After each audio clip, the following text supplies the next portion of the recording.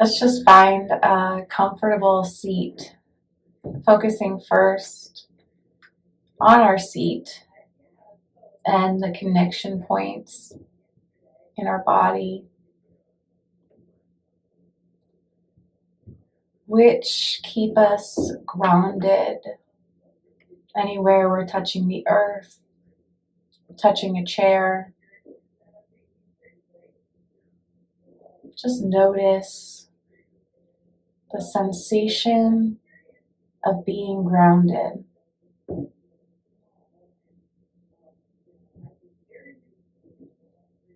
And notice the breath.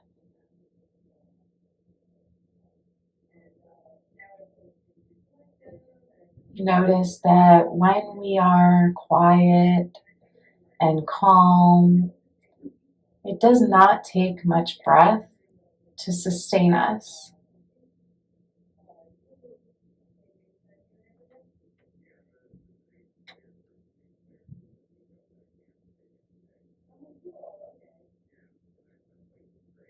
Notice what happens when we increase the quality of our breath, extending the inhale, pausing at the top of the exhale, and then slowly allowing the air to escape the body, relaxing the stomach.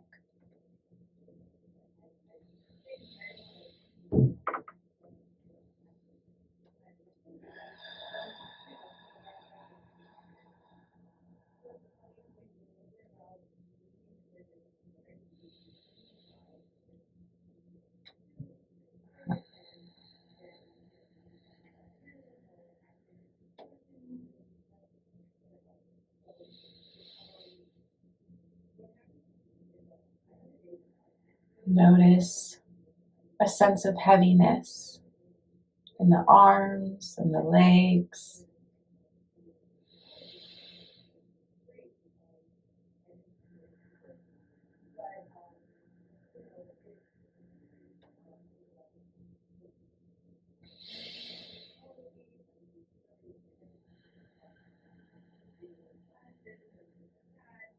Perhaps on the inhale, thinking, I am. And on the exhale, thinking, whole. I am whole. I have all that I need. I have all that I need.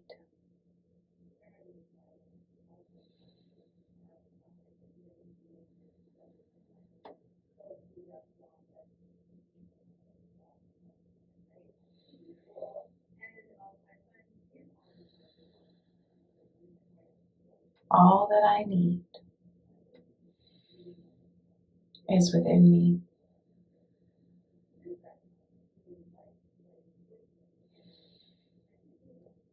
All that I need is within me.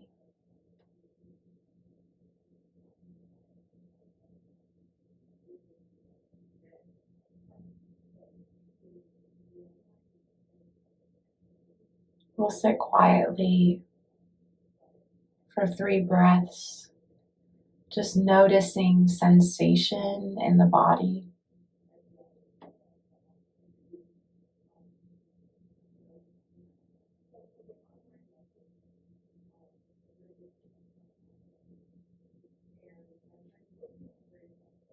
After the 3rd breath, we'll begin to blink our eyes open.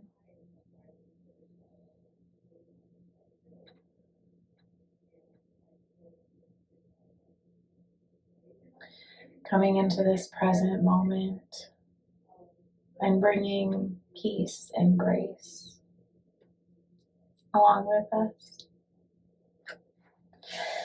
That was so beautiful. Thank you so much. Oh, thank you for letting me share. Yeah, like that, genuinely, I needed that. Like, that is something that I feel like can touch a lot of people. So I'm just really grateful that you shared that.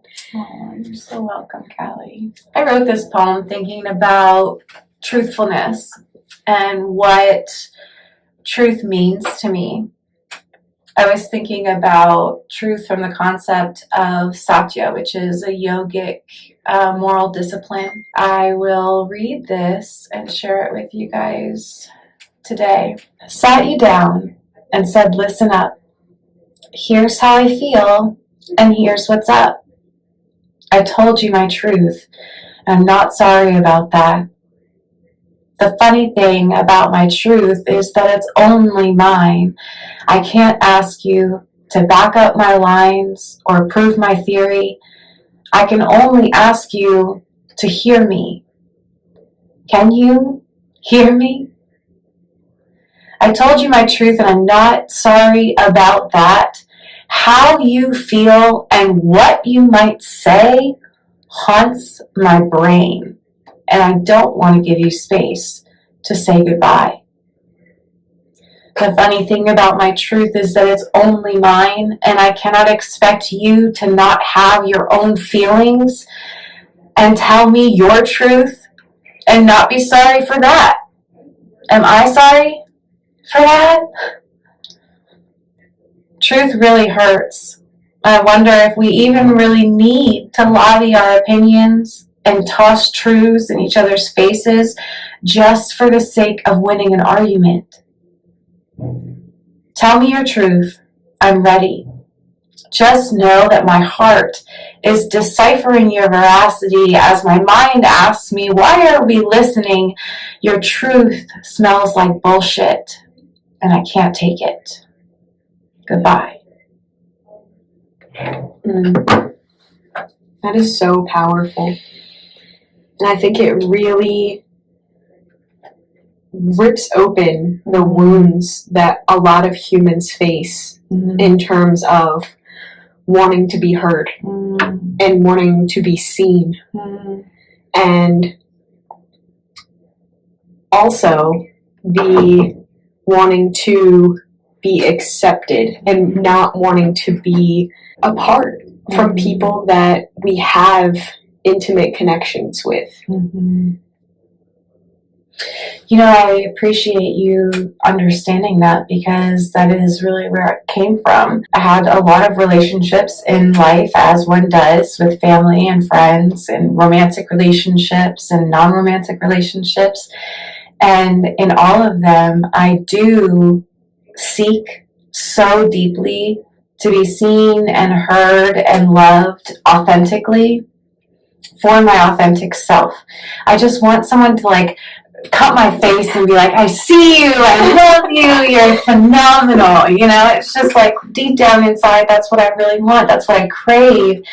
And instead of giving that to myself, there are times when I have become something that I am not. I have maybe forsaken my truth, or I have, been submissive to someone else's truth because I just wanted to be seen and loved. And instead of loving myself, I stepped out of myself to try to be loved. But that's never authentic. When we are seeking love and making choices that take us outside of ourselves to receive that love, maybe it's not really what we're looking for. Maybe it's not going to give us the satisfaction that we anticipate receiving, because we've had to go outside of ourselves, and we're going to regret that. We're going to have shades or echoing shades of resentment towards ourselves because we took ourselves out of what feels right to us, our own moral code, just for the sake of being seen and being heard and being loved. Yeah. I know for sure that You know, I have so many situations popping up in my head as examples. But what about you? Where do you feel like maybe as a child or even as an adult, maybe you sacrifice yourself and your moral high ground to be seen or to be loved? And obviously, share whatever details you feel comfortable with. Yeah, well, I want to start by just kind of giving a different perspective on what you said. So I know a lot of the words that you said, they almost kind of went over my head, but like I grasp what you're saying, but to me it's you have to know what your values are and what your morals are in order to even be truthful to yourself. And I personally struggled to know what those were until I hit my early 20s. I didn't know that I had a self that had its own morals and values. I had suppressed that so hard to get love from the people that I grew up with. I think, you know, one of the biggest ones is when I finally started to realize that I had morals, and that one of them was like, I don't like talking about people, you know, especially in a negative way. If, you know, if I'm going to talk about someone, I want to praise them and I want to appreciate the positive things about them and share that with other people. When I first started working at Planet Fitness, I was surrounded by people who, you know, gossip was just a common culture. And I grew up with that common culture, so that was an opportunity for me to show up differently, to decide that that's not a behavior I wanted to do anymore. But I've never been confrontational. So when that happened, I kind of just didn't do anything. You know, when they would gossip, I would just kind of stand there. And then at that point, it was really awkward for me because I wasn't comfortable with silence, and I was usually the person either engaging in it or, I was usually just engaging in it, you know? And there isn't necessarily anything wrong with gossip. You know, there's nothing wrong with that behavior itself. But if you pay attention to how you feel when you do it, probably don't feel very good. Yeah, it's the comparison, right? And comparison is the thief of all joy. And when we are, and it's also judgment. There's times, you know, I don't think we necessarily intend to judge all the time when we're talking about other people. I don't think we intend to gossip all the time when we do. You know, we end up just sharing stories that maybe are not our story to tell. And, you know, it's so funny that you bring that up, because I went to a Planet Fitness today to work out, and they were telling me about how they were talking about me, you know, when I wasn't there and I wasn't around. Thankfully, you know, our group, I know that the gossip there is all mostly in good fun, but at the same time, I recognize that it's a very thin line between going from, oh, haha, what is she doing? And somebody else seeing that, not knowing the situation, not knowing me, not knowing them, making assumptions about me and who I am, even though it was a totally harmless, innocent situation. You know what I mean? So I appreciate you bringing that up. And I also want to specifically ask you, in our last episode, we talked about the importance of self-love and finding love for yourself. And we talked also about spiritual awakenings. And we talked about how it's not probable that you would only have one, that it's most likely that there will be multiple small awakenings and maybe even multiple large awakenings where, wow, my entire worldview has shifted because of that one experience. You know, that's definitely possible and probable. But at the same time, it's not necessarily that we all reach that time at the same time. Right. We don't all reach that level of consciousness at a certain age. It's not like the 21 drinking age. It's not like, oh, you're 32. Here's your spiritual, intellectual self. You know, it doesn't just show up at a certain time. Right. You know, it starts showing up in childhood, and depending on whether we tuned in or tuned out, we grow stronger in that spiritual connection. But you had some really amazing things to say, so I just wanted to ask you to share more about spiritual intelligence. And yeah, kind of piggybacking off of what you just said, I think, we're only able to learn when we're safe enough to do so.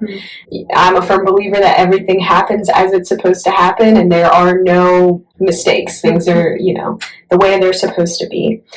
Integral theory is started by Ken Wilber, and this is the concept that there's a difference between your spiritual intelligence and your spiritual experience. So this needs to be a very distinct separation because they are different things. So there are, 4 levels of spiritual intelligence. So you start out with your egocentric. So this is basically where you are very self-centered, or this is what is portrayed, very self-centered, only worried about the ego, can only really see the ego. And then ethnocentric is the next stage, where you can finally accept a group of people. This group of people, I understand and I can be familiar with and accept. And then the global-centric stage of spiritual intelligence is when you begin to accept all of humanity. You understand that all of humanity is one. And then the last stage, or the final stage, would be cosmocentric, which is when everything in the universe, finally, you have learned to accept and you understand we're all one. I think we're born at different levels. So some people just don't even have, that egocentric level when they're starting, and I think that is something that you eventually do have to learn in order to take care of yourself. Yeah. But so depending on which level you're in, when you have your first spiritual experience, can kind of determine how you behave once you have your first spiritual experience. So say, for example, you are at an ethnocentric level of spiritual intelligence and you have your first spiritual experience. This is where you can see, people in certain religions saying, if you don't accept my prophet as the only Lord, like the only savior, you're going to hell, or you're not a part of our group. You're not valid. So I do believe that we have multiple spiritual experiences, and as you continue to increase your spiritual intelligence, you have a new perception of the world. But when what comes with that is the dark night of the soul, is grieving that past perception of life, because it's just like you open up to new ideas and possibilities of what life is, and that means everything that you know before is no longer accurate. It hurts to, feel that way.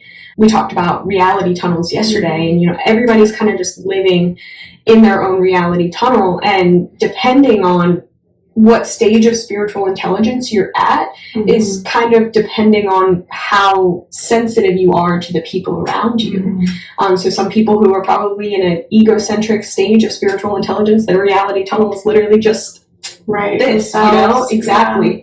So when you start to move up and you're at a global centric spiritual intelligence, your reality tunnel is literally all of the humans around you're aware of. You might even be able to pick up on energies, of other humans. I am literally just looking at trees and birds and stuff when I'm driving. Like my view is so open, and I love to do my own self-education on anything really spiritual and science combined. I think, we're kind of getting to a point in evolution where this is what we're doing. We're combining the spiritual and scientific worlds.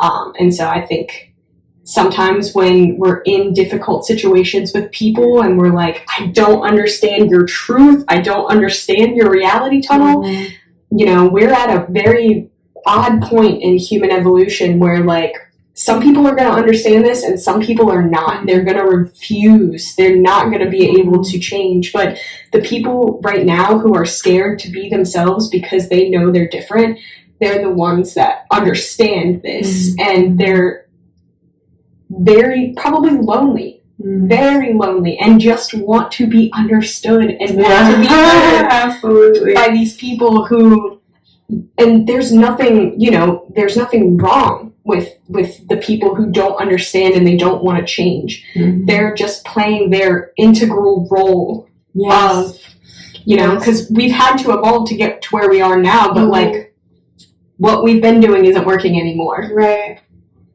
Yeah, I think you're 100% right when you say that, we can't force anybody else to make decisions. We can't shove spiritual intelligence down anyone's throat. And we definitely can't force spiritual experiences either. You only know what you know until you know something different. And then when you know something different, it's up to you to decide, what am I going to do with this information? Am I going to allow it to shift my worldview, or am I going to choose to stay rigid in what I already knew and experienced? And I think, for you and me, it's pretty obvious that we would choose the former. Like, we are looking to shift. We're looking to evolve. We're looking to, raise the vibration for ourselves, but also for the people around us. We want to elevate our community. But there are other people who are so stuck in that egocentric space that they can't comprehend life outside of their own head. That's not something that's ever been an option for them. And I do truly believe that those people are important. Without those people, we wouldn't recognize the need to find and live our truth. And I want to bring it back to that for a second, because you and I, again, both kind of had early spiritual experiences. We started having spiritual experiences at a young age and really recognized them, maybe not for the truth of what they were at the time, but they were experiences that stayed with us to the point where we might even still be learning from them today.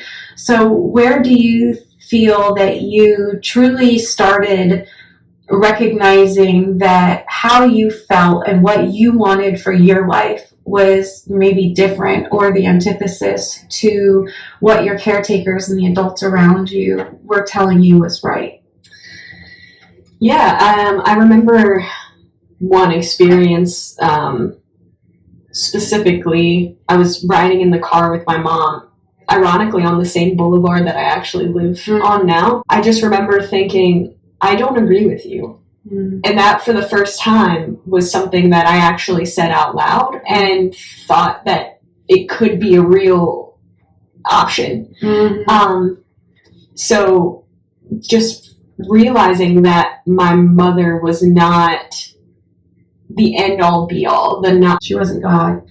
I could have my own ideas, and I think that really got the ball rolling on, what is she teaching me? What am I learning from her that isn't necessarily benefiting me?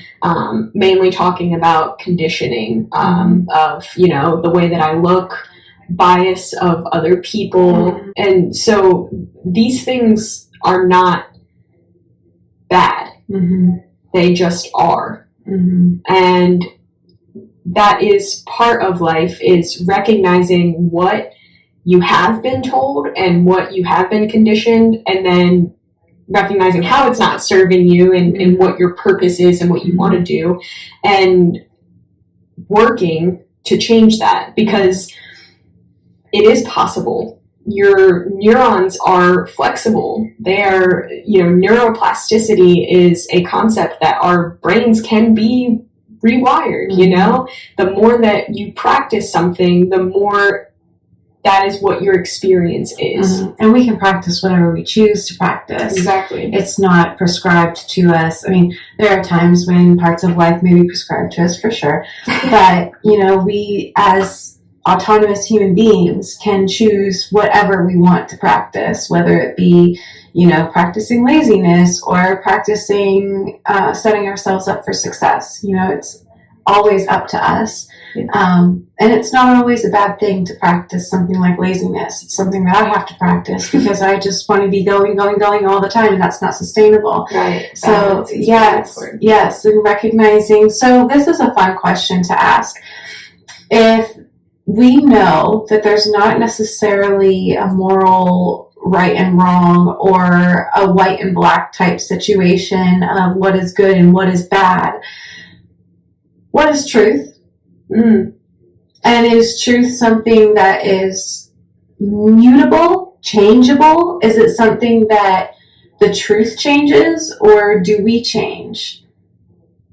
I know yesterday when we were talking, we talked about how our perspective can really change, and in that way the truth doesn't necessarily change. It's how we approach the truth or how we approach life. And something else that I notice is that oftentimes when people age, as they get closer and closer to death, they may feel less and less imposed to judge or condemn other people to hell. So one of the arguments that I've had with the religion of Christianity for decades, since I was a little girl, is the fact that if you do not believe on the name Jesus Christ for your salvation, you are condemned to hell. That is what we believe. That is what the religion of Christianity preaches. And that is, in my opinion, the antithesis to the message of Jesus Christ when he was here on earth, because there was no condemnation of sin or death from Jesus Christ. And in fact, Jesus Christ came to minister to those who were the closest to being condemned and the closest to being outcast. So I have such a hard time thinking that as religious people, we need to stay within a specific religious structure, because that's not what Jesus did. And if you're going to believe that Jesus is actually God, and in fact, the finality of the Godhead on earth, I feel that it does us a huge disservice. I can understand why you feel the way that you feel about the things that you were taught. And the way that I view it is, as we evolve, we're going through these different, as a human species, we're going through these different spiritual intelligences. And so I believe that the religion of Christianity is a very ethnocentric spiritual intelligence, just in general. It's, this is my group of people. If you don't accept my group of people and agree with what we're saying, you're out of the circle. Right. And I experienced that so many times as a child, and I remember feeling so confused by that, and then not even finding out until I was in my 20s, my mid-20s, is when I found out that Jesus Christ is also in the Quran, and that his teachings are also taught in the Quran, and that the Muslim faith in the Quran is an extenuation of the Bible. It's the story continuing on. And then I found out more information, like the fact that, Mary and Joseph are in the Bible, but Mary's parents are not talked about in the Bible, but they are talked about in the Quran. And guess what? They are from an outcast nation, which is, so insane, because she is the mother of Jesus Christ. And that is part of the story. That's part of the story, that it does not matter where you're from. God can use you. It doesn't matter what your lineage is. People make a huge deal about the lineage of Christ on the man's side, because Joseph can go all the way back to King David, right? Joseph wasn't even the father. Joseph was not even Jesus' father. Mary was the bloodline. And she was the bloodline to the wrong side. And that just blows my mind so much, that over the years, that prejudice has become cemented into the religion, and it continues on, creating wars. 9/11 wouldn't even have existed if we didn't have so much hate for the Muslim people. If we could have recognized that the people who bombed the towers at 9/11, who flew those airplanes into those towers on 9/11, if we could recognize that those people were the same type of Muslims as Kyle Rittenhouse. Kyle Rittenhouse was the Christian kid who, I don't even know if he ended up being charged, but he carried guns across state lines underage to riot when Trump was elected and when Trump was in office. And there were riots for George Floyd, etc. Kyle Rittenhouse came from the alt-right across state lines with guns and killed 2 men, but did not receive the highest penalty, or even hardly a penalty. I think he's free today. Like, I don't think he's in jail. He was Christian, saving America. Killed people, breaking multiple laws. So I think that's another Gave him a pass. perfect example of ethnocentric and Absolutely. spiritual intelligence. You know, Absolutely. It's that the spiritual experience is when you recognize that you can do anything. You can create your life however you want to. You are, God is within you. You are the creator of your life. And so when you hit that experience, wherever you are is how you're going to react. So that's why you can read these spiritual texts and see it from a cosmocentric spiritual intelligence and recognize that this book is teaching me love. This book is teaching me how to love everyone. Why can't other people see? I don't know if you ever experienced it, but like, have you ever read something or watched something when you were younger and then you rewatch it again when you're older and you're at a different consciousness level and you're getting a different story from it? Absolutely. That's why people say all the time when they read the Bible and then they go back and they read it at a different time, they got a different message. It's because they've raised their consciousness, they've raised their spiritual intelligence to interpret that as a new story. So I think that is what the truth is. The truth is your perception, your consciousness level. How are you perceiving the situation depending on your consciousness level? And your truth is valid. Who you are right now is exactly who you're supposed to be, and you are playing an integral part to this world. And every obstacle that you encounter is an opportunity to question, why am I being triggered right now? Why is this obstacle in my way? What can I learn from it? That's this whole kind of, as you like to say, mind fudge of a game that we're experiencing in life. I believe our next evolution is to recognize that the spirit world is what is real, and this physical reality is just the manifestation of our inner world. I truly agree with that, you know, what we're experiencing right now is not only temporary, but it's a figment of our imagination, you know, and the reality of life is the spiritual world, which so many of us are disconnected from, and so many of us don't recognize. But I think, you know, you're right in recognizing that there is a huge shift right now. So many people are recognizing how close spirituality is and how easy it is to grasp spirituality for ourselves, that we don't need a pastor, we don't need a teacher, we don't need a church, we don't need to pay anyone. Right, we don't have to pay money for spiritual. That doesn't really work in our economic system. So it really doesn't. So it's really being, you know. And I think you and I too have truly experienced that, in having such a pure heart and wanting to help other people, especially as our primary source of income. That can be so difficult because our heart is going to want to help everyone, but our wallet cannot sustain that. And then we have to find this space where, okay, I got to be a little bit confrontational here because I need to take care of myself, and I can't take care of myself if you don't see me as worthy, you know. And so we've almost challenged ourselves doubly and triply here in life because we don't have a choice. I don't think that either one of us really does have a choice. I think that should we choose to do any other type of job for a living, we would be so unhappy. You know, there's just not, if we were not here to help people, we wouldn't want to be here. I feel that accurately describes both of us. But at the same time, when you're in a position where your whole life is about helping people, you have to have those boundaries. Mm-hmm. You have to know what your truth is, and you have to know why you're doing what you're doing, because otherwise burnout is literally just around the corner. I mean, it's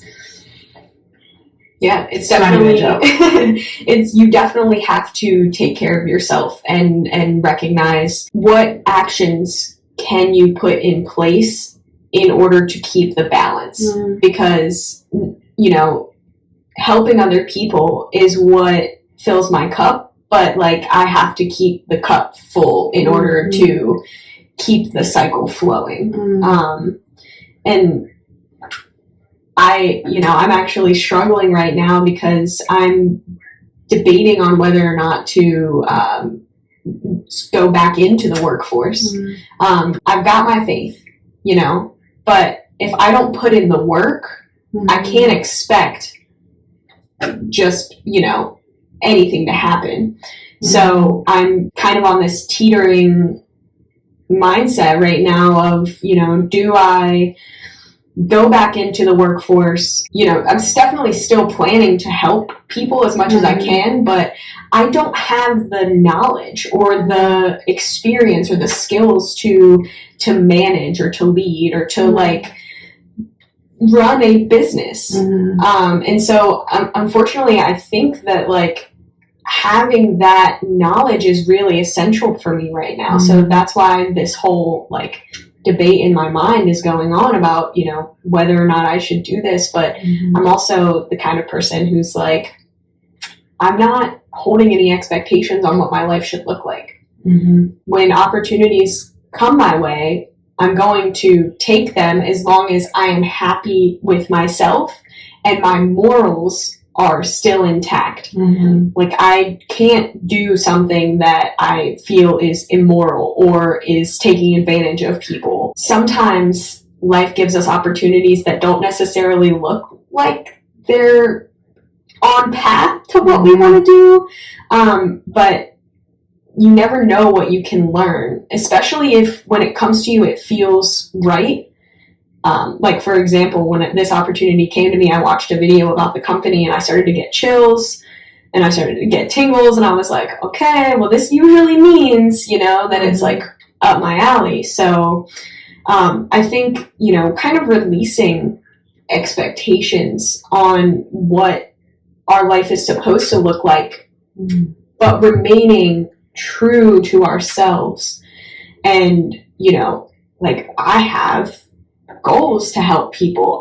You know, there's a set of things that I would like to learn in order to be able to help people. And I think I'm at the start of a new phase, and life goes in phases. Absolutely. Like there's a concept of spiral dynamics, a scientific concept that I think is kind of linking us to this whole you know, phase system, where there's times when we're learning and then there's times when we're teaching. And so I think I'm on a new learning phase. So I think, and this one's probably going to last a little bit, you know? Yeah. It's very exciting, though. I, too, feel like I've been learning a lot lately. We were talking about the fact that I've, you know, taken over your previous position. And this last month has been nothing like I would have anticipated it to be.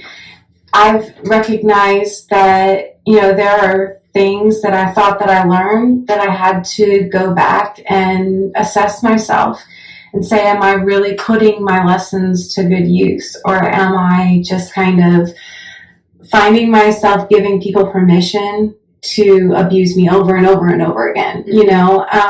Because I love to serve. And I don't like saying no to people. And you know, it's even gotten to the point where people are finding me on Facebook and sending me messages asking, you know, me to schedule them when I'm not even at work. And I've given this impression of, you know, I'm such a self-sacrificial person. That's not necessarily my truth. Yeah. I have needs. I have needs. And some of those needs are to be off. to not be working. Yeah. And to not be in charge of anyone or anything. And, I'm a single mom. I have a dog that I'm raising from a puppy, and he is very big and rambunctious. I have a lot of responsibilities on my shoulders, and I've got to be mindful about that. I cannot be everything to everyone as much as it would fulfill me, because I love to be needed. I just love to be needed. I just want everyone to need me so that I can then make them happy. And how selfish is that? That's an actually very egocentric perspective, because I am not the one that makes anyone happy. Happiness comes from within. If they are not happy, that is their problem. It's not my problem. Unless I'm specifically doing something to poison their happiness. But at this state, there is a certain place at which I am required to take personal responsibility for myself. Absolutely. And I need to take that personal responsibility, because as a teacher, as a healer, as a lover, as someone who shows up for other people, as a sacrificial human being, if I don't have anything left, if I don't have anything in my bucket, what am I going to sacrifice? Yeah. Yeah. The wanting to help other people shows your global centric intelligence. You know that there is this mass suffering, and then we're all connected to it. Right. Right. But your egocentric, your ego is telling you that the only way to do that is to give people what they want. Right. And that's not really what people need. Yes. People need to take care of themselves. Yeah. Because if you take care of the longer you take care of someone, the more you're enabling them to not take care of themselves. And that's the truth. I mean, that is just truth. Yeah. That's the truth that's not changeable. And for example, specific instance, if you have a partner who never does the dishes and you always do the dishes, you are robbing them of the opportunity to do the dishes. You are. Stealing it right out from under them. But we don't think of it that way. No, we don't. But the fact of the matter is that something as simple as doing the dishes is an experience that as human beings we should have. And not just because we want to get our hands wet. Right, but it's more about recognizing that if we want to have a clean dish, there must be an action taken before that. And if we're going to feed ourselves, we should probably feed ourselves off of clean dishes so that we don't get sick and die, right? So these are all very important life skills. And in our workspace, so we're both personal trainers, and we are training other people how to take care of their bodies, we need to come to that space taken care of. And if we show up looking tired, looking haggard, they're going to notice that. Oh, yeah. And they're going to ask you, are you okay? Well, as a matter of fact, I'm not, because I took on too many people last week and I let you contact me at home. So no, I'm not okay. I need more boundaries. Yeah. And sometimes the truth is not necessarily what people want to hear, but it's what they need to hear so that they can perceive their own actions, because sometimes people don't even realize their behavior is influencing your truth. Oh, that's so true. That's so true. And that's, we all see things from such a specific perspective. And again, maybe it's not on purpose. It's not intentionally egocentric, but the first thought inside of our head is for ourselves, right? That's not necessarily a bad thing.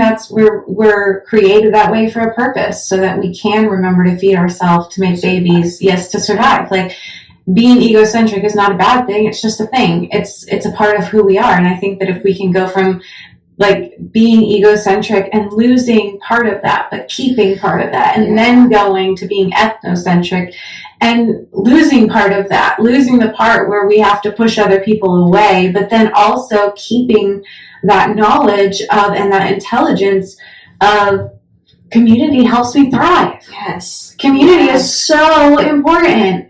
I don't have resentments towards religion because of the community. I have resentments towards religion because I feel that they're not being authentic and not living in authenticity.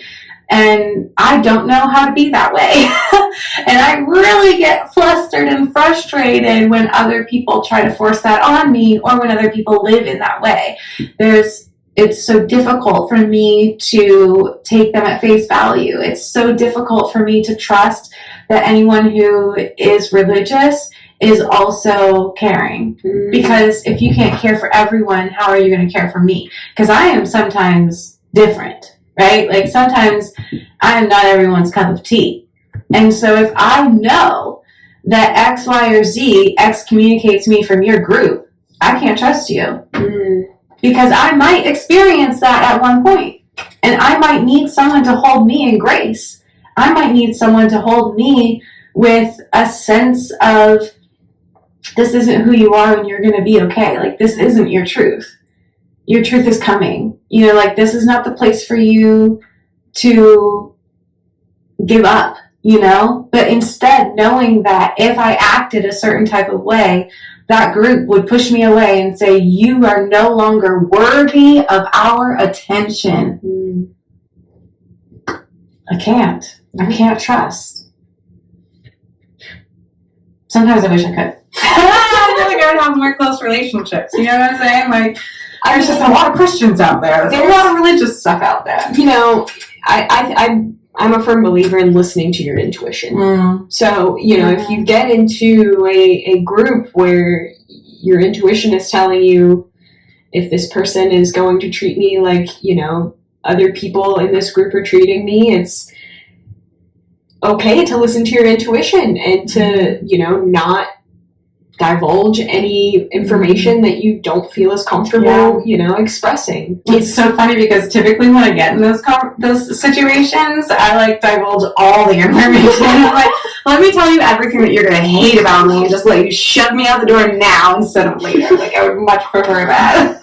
Well, I mean, that's not a bad thing either, because then, you know, you're getting to the root, right? You're recognizing whether or not it's going to be a good fit right from the get. Giving them an opportunity to show me a different side of themselves. Giving them an opportunity to show up differently. Giving them an opportunity to recognize something differently. And, you know, I laugh a little bit about this because I do kind of feel responsible for him quitting, but there is a man at work who was a pastor. And I just truly believed that because he was in this non-judgmental atmosphere, that he was not going to be the same type of pastor that I grew up with. And so I shared with him how hurtful it was as a child to be raised knowing that I'm a sinner and there's nothing I can ever do to redeem myself in the eyes of God or mankind. I am a sinner, period. And in fact, as a girl, I am an extra sinner because Eve ate that apple. And beyond that, we're so pretty and we're such a temptation, and like our bodies are deceitful because we make men, yes, I see you doing that, we make men have lustful thoughts. If there were no women, there would be no lustful thoughts, right? Because homosexuality is not real. All of those things were cognitive dissonance for me since a young age. And to know that there are children still being raised in those households breaks my heart. To know that there are people condemning whole groups of people to hell breaks my heart. And I shared this with him and he immediately said, I don't condemn people to hell. And I said, so where did the Jews and the Muslims go? And there was silence. Because the Jews and the Muslims go to hell unless they ask Jesus Christ to be their personal savior. And I gotta tell you guys, I believe that's idolatry. I truly believe that's idolatry. I believe that there is one God, many nations. One God, many names. And when we begin to put deity in objects, when we begin to objectify God, that is idolatry, even if it's a name. And the very fact of the matter is, not everybody pronounces Jesus Christ the same way. So is our salvation all valid? As a little kid, I really didn't know. I was very confused by that. Jesus Christ in English, the way that Emily says it is not the same as somebody would say it in Spanish or as somebody would say it in Tagalog. So who is right? Is there only one way to pronounce it? Because there's only one name. And then if it's in a different language, it's a different name. It was just so confusing to me.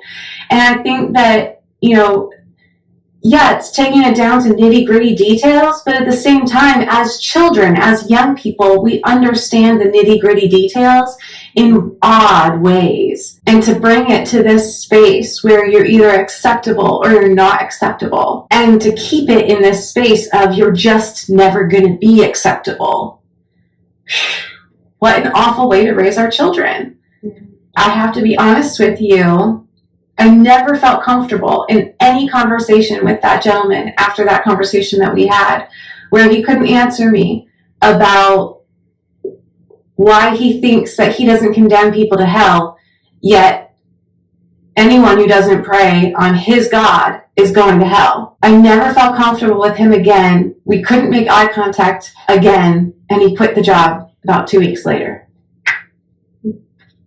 And I feel a little bit partially responsible for that. But at the same time, I truly hope that I planted seeds of doubt in his heart. Because I truly hope that he realizes that he's in a cult. And he's not in a space of acceptance for all beings that Jesus was. He's in a religion. And in religion, we have structure and we have rules and we have people that we have to please. And with spirituality, we just have to please the universe, which is God. And we are all a part of that. So pleasing ourselves is a big part of pleasing God. Yeah. Thank you for listening to my rant. Yeah. Can I, Please. Can I speak my truth? Yes. I hope it doesn't make you feel uncomfortable. Thank you. Have you ever been to his church? No. Okay. It's hard for me to feel the same kind of feelings that you have because I don't have your experience. Mm-hmm. You grew up with people who made you feel so emotionally damaged and so incomplete and so unworthy of your own life that you would never be able to be love. Be love, which is what we are. That I think that experience persuades your perception Absolutely. of what other people might be feeling. Absolutely. I think I should also say that I think that Christians can be good people and just be confused, unaware. Yeah. Absolutely. And I have to say that there are times when I understand Christianity because, like for my mom, Jesus saved her. She didn't have a foundation, and Jesus became her foundation. So I understand why religion is so important. I understand how religion saves lives. And I think my specific passion and ire comes from the fact that I am a pastor's daughter. And so it was like in my face every day. And the fact that I was homeschooled and my education was on the Bible. And so seeing it up close and personal and recognizing how things didn't match up all the time was just such a difficult thing for me to understand because I felt consistently judged all the time. Like, I love how your website is consistently compassionate. It's such an important concept for us to grasp, to be compassionate, to show grace to ourselves and to other people. And I was not shown that as a child. I was shown that I wasn't good enough and I wasn't ever going to be good enough. And I saw in the Bible that that wasn't the message of God. And like I said, that cognitive dissonance, that's really what it felt like. Like, I felt like it even led me to disassociate from myself at times because it was so important. Like, there were times in church when I would just feel so lifted up because just like when we're at a concert and you just feel so lifted up, that's the music, right? Like that's the vibration of everybody being in harmony. You can be in harmony over harmful things. Oh, yeah. And that blows my mind. But you can have those sensations of being saved or having a spiritual experience over something that's dirty and gross and bad to somebody else, right? So I think that, the truth is that our perspective is mutable. Our truth is mutable, but certain truths may be pretty rock solid. For example, caring for ourselves first is always going to be necessary. Speaking our truth and living our truth is always going to be necessary to have a happy existence. Otherwise, there's constantly going to be a war going on inside of us. Yeah, absolutely. So I think there are certain truths that are universal. I don't know all of them. Yeah, no. There's like laws of the universe. Yes. And then there's gravity. Right, and that's try change on that. That's an Italian law. Who knows? But I think a lot of the times when I would call you a child of the future. So when children of the future are born and they're born to parents who struggle with the concept of change, the only possible outcome is trauma. Because if a parent can't accept change, and really all children are children of the future because they're the closest ones to incarnate, they are going to be living in the next generation. So they have ideas of what the world is supposed to be like, and that's what a parent's job is to understand and accept that child for exactly who they are and to learn from them, because life cannot be stagnant. How often do we as parents expect that the other direction, that our kids should learn and understand us? But that is the challenge, because life can't be easy. Life can be joyful, life can be happy, life can be fun, and all of those other great things. But it cannot be easy, because if it was, it would be none of those things. No, exactly. Yeah, this has been such a great conversation, Kelly. I'm really glad that we did this today. Me too. Thank you. Yeah. We'll see you guys next time. All right.